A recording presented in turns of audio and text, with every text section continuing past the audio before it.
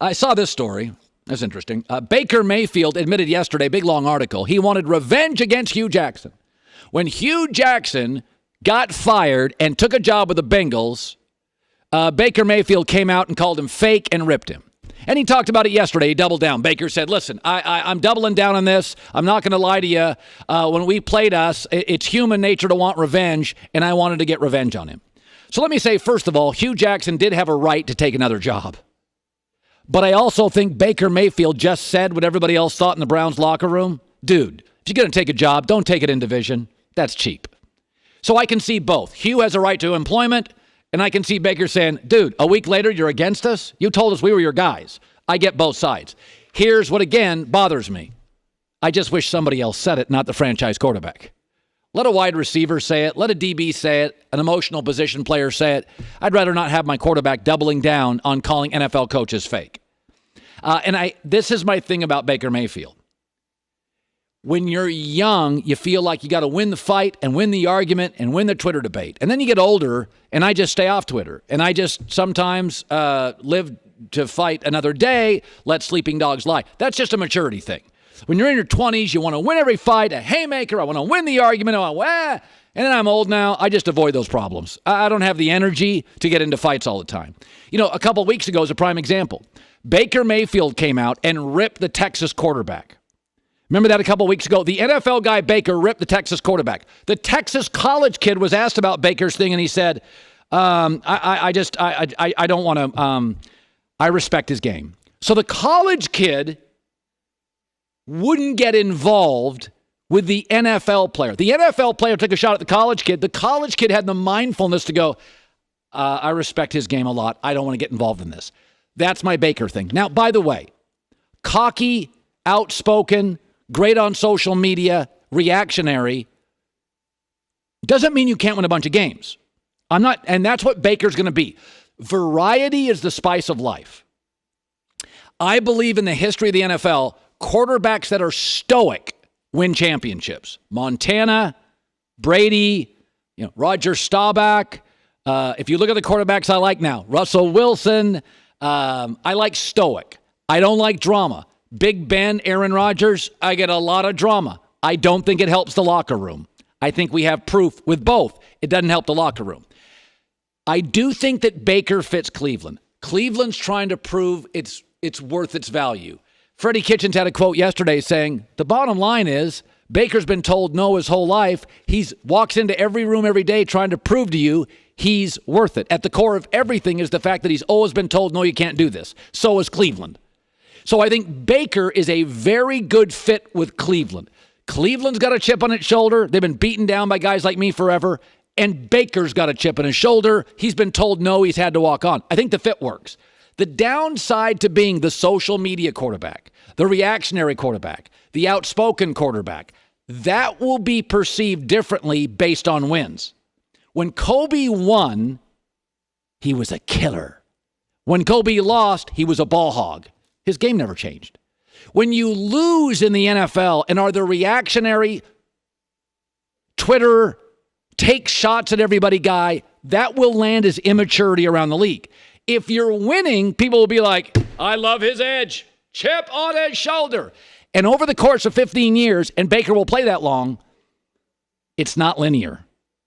It's like most actors' careers. Good movie, bad movie, awful movie, embarrassing movie, nice movie, solid movie, awful movie, great movie. Tom Hanks and Denzel, that's not the way it works. In Hollywood, most of the actors, up, down, good role, bad role, clunker, straight to video, win an Oscar. Outside of Brady, that's the way it works in the NFL for quarterbacks. Like you have lean stretches, great stretches. You get a great coordinator, Kyle Shanahan to Atlanta. Oh, right. Oh, then he leaves. Matt Ryan's like, oh, we're not the same team. Cam Newton, great talent. Winning season, losing. Winning, losing. Winning, losing. Winning, losing. That's the way it works. And Baker's personality will be loved and defended and embraced when he's winning. But when he's not, it's going to land as immature. And I just think your game is your game in the NBA. Your personality is your personality as a quarterback. And so, yesterday, in the last 2 weeks, actually the last 3 weeks, Baker's taken a shot at a teammate, had to reel it back in. He's taken a shot at a college quarterback, and he's doubled down taking a shot on an NFL head coach. Like, that's a 3-week span. Young guy, win the argument. Honesty is valor. It's power. I think all this Baker stuff, if he wins, we're all going to embrace it. But the minute he loses or struggles, ripping a college quarterback, doubling down on a coach, ripping a running back for wanting a pay raise, I think this is what you're going to get with, in his career, I think this is what you're going to get with Baker. You're going to get a lot of what most actors in Hollywood have. You're not going to get the Tom Hanks, Tom Brady, the Denzel, the Don Cheadle. It's just this nice, smooth ride. His personality's not built to be smooth. Baker's personality's just not built to be a smooth ride. He'll win a lot of games, and he'll start a lot of forest fires. I mean, he's going to start a lot of fires. Not say anything. Sean Merriman, get out here. Sorry for the weird segue as I talk about my drug-dealing Gator roommate in college. By the way, he was a good time. I loved it. I apparently so. Yeah, then I figured out why it was always such a good time. So Baker Mayfield's cockiness. So he took a shot at a college quarterback a week ago. The college guy's like, I'm not firing back. He took another shot at Hue Jackson today, doubled down. He likes to take shots at people, but you're okay with cockiness in Cleveland. Yeah, I love it. One of the biggest things, especially when you have an organization that's been losing for so long, you need these guys in the locker room. You need the attitude. You need the big personalities, because without that, you don't have a momentum shift. You've been losing for so long. You can walk in there and it feels like a morgue. I mean, that's that. Yeah, I take it back to when I was released by the Chargers, and I went to Buffalo to the Bills. And when I got there, I looked around the locker room, and it was some guys in there that was okay with losing.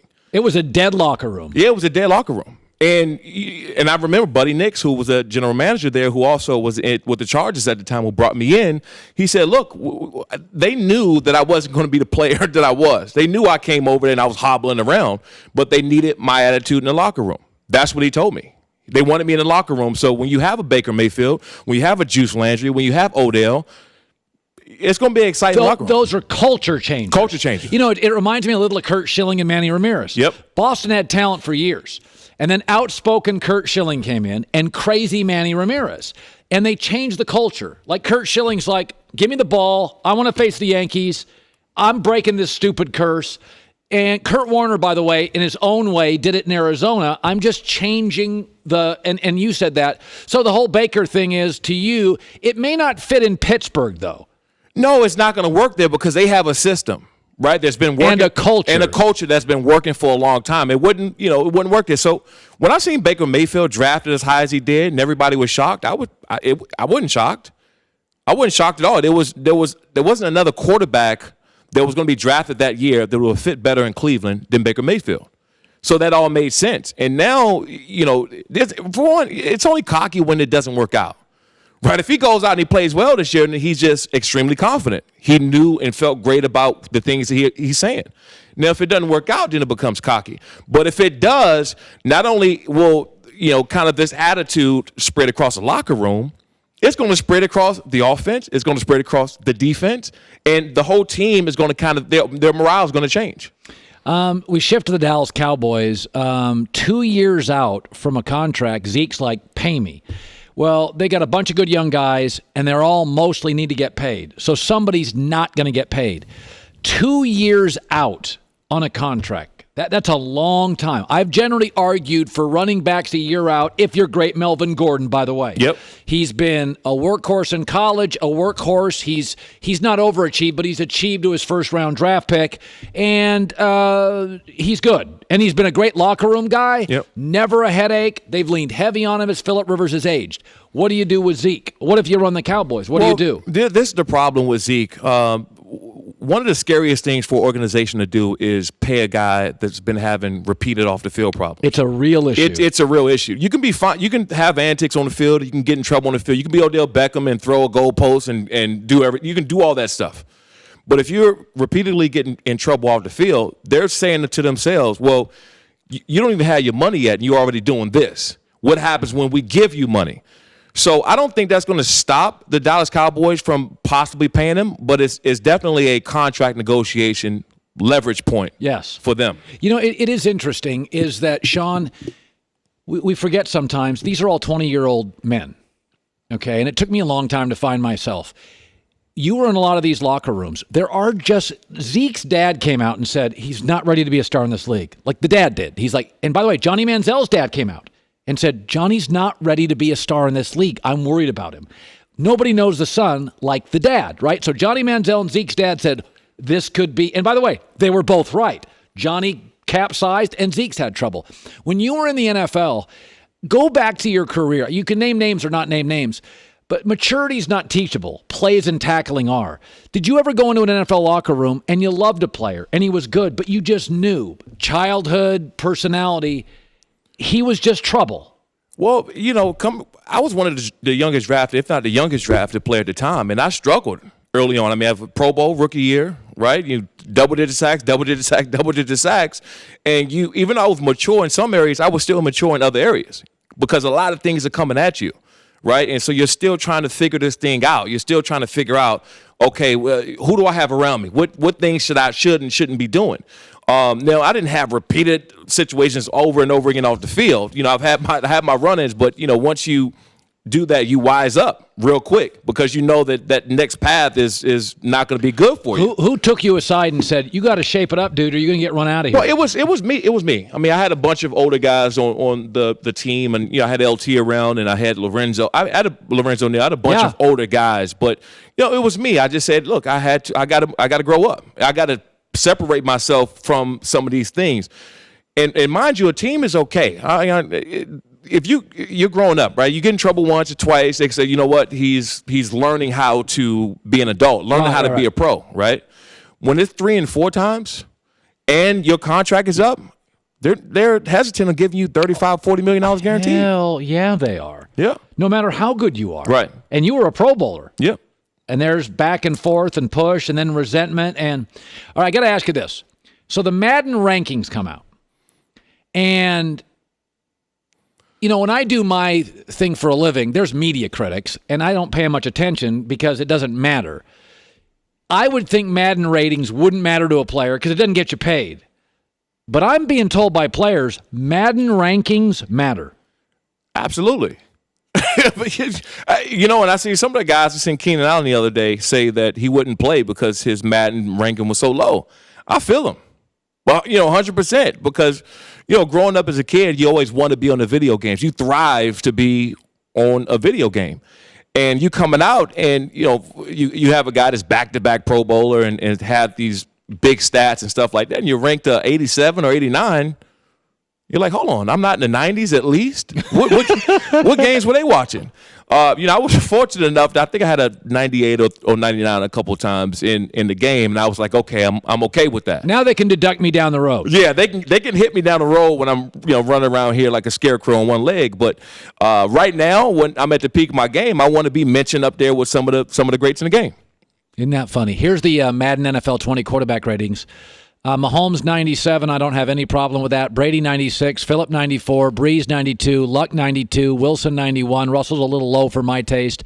Aaron 90, Matt 89, Ben 85 seems they got Ben and Cam Newton essentially the same score. Well, Cam was coming off an injury. I like Ben more than Cam. Yeah, you can say that. I like, by the way, boy, they got Carson Wentz at 82. Again, he's coming off injury. Yeah, that's the thing. Once you have an injury, they will drop you. I remember going from my 90s to like a mid-80s in one season after an injury. So they'll drop you pretty fast for injury. Good seeing you, bud. Good seeing you, too. Sean Merriman.